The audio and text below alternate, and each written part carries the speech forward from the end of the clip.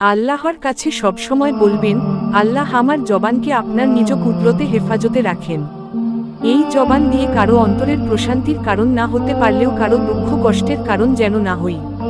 আমার জবান যেন আল্লাহর সবচেয়ে অপছন্দনীয় কাজ মানুষের সমালোচনা, নিন্দা, গীবত, কটু কথা এবং অনর্থক বাক্য থেকে বিরত থাকে। এই জবান যেন আল্লাহর কালাম, জিকির, দোয়া, সত্য কথা এবং মানুষের হৃদয় সুকুন পৌঁছে দেওয়ার মাধ্যম। হে আমার আল্লাহ, আপনি আমার মুখ থেকে বের হওয়া প্রতিটি শব্দের হেফাজত করুন।